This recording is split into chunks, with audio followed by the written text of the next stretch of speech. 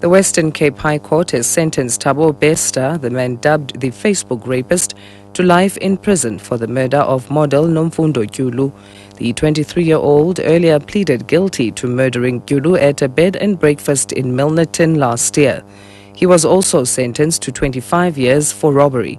Bester is already serving a 50-year sentence after his conviction in Durban for raping, robbing and murdering 2 women. Kaizer Chiefs manager Bobby Mutaung is being charged in the Nelspruit Magistrates Court along with Nelspruit businessman Herbert Tibedi and a third accused. The trio are facing forgery and fraud charges related to the construction of the Mbombela 2012 FIFA World Cup Stadium. The courtroom is packed to capacity with the trio's friends, family and journalists. Rulani Baloi reports. Outside the court, some members of the public are chanting and demonstrating, praising the Hawks for what they term a job well done. However, Kaizer Chiefs fans have also turned out in support of Mutaung. There are other visible well-known figures, which include the family of the late Mbombela speaker, Jimmy Mohlala.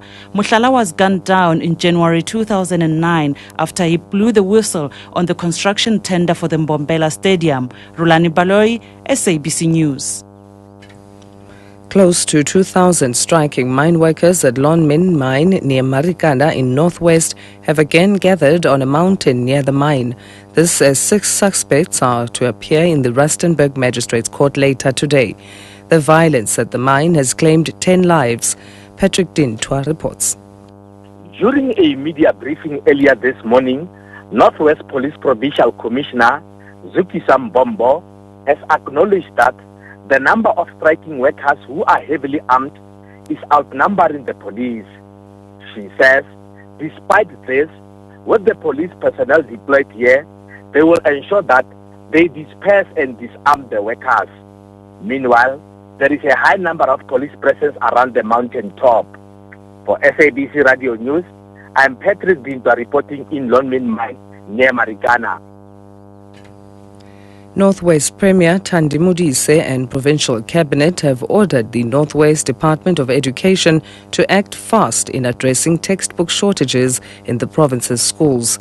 This follows the department's acknowledgement of textbook shortages at some schools in the Northwest. Tsepang Mulale reports.